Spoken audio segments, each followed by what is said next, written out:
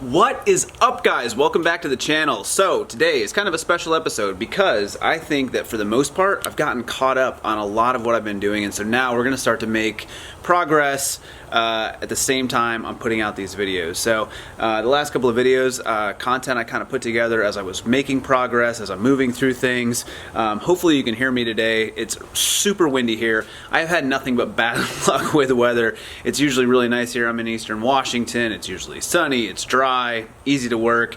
We have had non-stop weird weather, rain, cold. The wind today was whipping at like 50 miles an hour, so that was crazy. I'll just show you this. It's super random, but I mowed my entire lawn yesterday, cleaned up the pine cones. This tree just dumped all of the pine cones on me. So anyways, it's a little bit later in the evening. I'm coming out. I'm going to show you what I've done so far. I made a little bit of progress. I don't know that I documented all of this, particularly the painting of this axle, but let me flip this around real quick here. All right, so it's in the garage currently, but this is the Dana 60. It is all done. It is all painted up. I'm going to give you I'll walk you through some of this stuff later, but right now we're going to focus on getting next steps on the rear axle. So these Johnny joints, a little difficult to get in there. I really like it because it's pressed in there really, really well, but there's a lock ring here. The long and the short of it is that trying to get this in, it's got like a urethane bushing on the inside. You press that in. It has the washer on. Let's see if I can get a decent shot of it. The lighting's kind of odd in here, but it's got this washer that you put on the outside of it, or excuse me, I guess this is on the inside. Push the urethane bushing all the way up against it, put your centerpiece in, I don't know what you call it, and then the other urethane bushing goes on the other side, the other washer goes on there, and then you're like, oh man, there's no room for that snap ring. There's a special tool they make for it, which is great, and you can pay 116 bucks for the tool, or you can buy yourself a piece of all thread, all, whatever you call it. I did that, and I just made sure that it was long enough to go through. I think I used a 19 millimeter impact socket that was deep, 19 specifically because it will go around the inside of that, still fit on the washer, but then still allow enough space for that snap ring to get in there. And then on the other side, I think I used like, I don't even know, 1.25 inches, a larger socket, and that pushes up against the outside edge of that so it doesn't go anywhere, and you just crank it together. That actually worked perfect. Somebody said to use, try a vise. Don't try any of that. Don't try a vice clamp. Don't do any of that stuff. Just get yourself some thread all, couple of nuts, washers, and crank that thing down with a couple of sockets, and it'll work. And I think it cost me $4.16 for 2 nuts and the thread all that I needed. So that worked well. So what are we doing today? We're going to start cutting all of the brackets off of this. Should be a little bit easier. These are a little bit more, it's not, there's no offset diff, so it's a little bit easier to get to these guys. They're a little bit more out in the open. Obviously it's still a little bit of work. It's going to take some grinding after you chop these off to get everything off. But that's the next steps. We need to cut these brackets off, and we're going to cut those off so that we can get this truss on. The kids' radio control car remote. This is the Artec truss for a 1-ton 14-bolt TJ swap.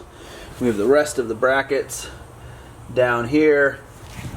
I did the low clearance kit on it, so it's more flush for the link mount points and the shock mount points. That sounds right to me. If it's not, whatever, who cares? So we're going to do that. Also, I unboxed, which I just had and it's been sitting here. This is all the Detail Fabworks front bumper and radiator core support. So core support, bumper, tubing for the bumper. We need to make that happen. I've got all the other parts here for the lift kit. They're all sitting here. man, that's about it. I don't really have much more to share right now. I want to get to work. There's not much time, daylight left, and I've been hustling to try to make some of this stuff happen. So sit back, relax, watch the work that I'm going to do. Let me know if you have questions, comments. Like always, you know, if you're into this type of stuff, if you want to see more content, I'm working to put out more. I know it's a little bit slow right now, and I'm kind of building up to some things. It's not all the most exciting stuff, but as we get this thing done, I'm going to beat the crap out of it. We're going to go wheeling this summer. I'm hustling to get this truck done so that we can take it on a trip with us. We're going to be headed to Lake of the Ozarks. I'm going to be hitting up Utah.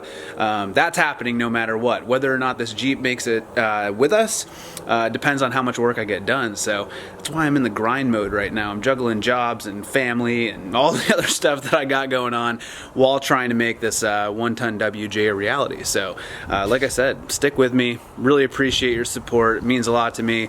And again, if you got comments, suggestions, you know, anything that helps me or things that may help you, please let me know. Comment down below, and yeah, just let me know what you think. So appreciate you watching.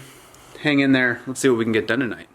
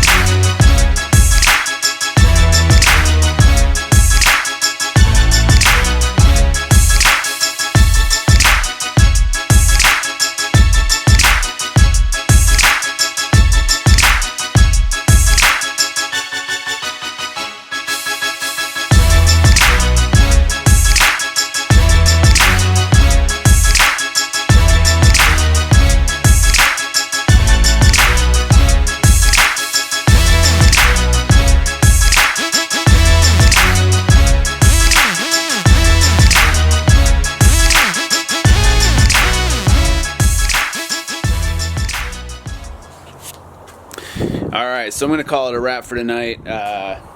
It's getting dark, and I think I knocked out a bunch, so ended up working out pretty well. Plas cutter made some short work of this. It's hard to get into these spaces sometimes just with the head of it, but got all of these brackets knocked off. Got the other side done. My kid is sleeping just inside, so I'm not trying to get into the grinder tonight, but we'll get after it tomorrow a little bit and clean this thing up a little bit more, and yeah, just keep knocking stuff out. So plan next is grind this stuff down, get the Artec truss on there, and get it spray painted. And I mean, we're that much closer. After that, I really think if I have like a weekend just to get the lift kit all underneath it. It's a rough country kit, so you know, it's I hear it's like an 8 to 10 hour job if you just keep knocking it out. Haven't done it before. I usually like to give a little bit longer just to make sure. That, and there's some custom things, because obviously I'm not bolting this right up to the stock axles. It's getting bolted up to the 1-ton setup, so there's a few things here and there, but I've already got a lot of that adjusted, so for the most part it should bolt right up. It's just a matter of getting the kit on. So stay tuned, and knock some more stuff out tomorrow. Thanks so much for watching. See you next time.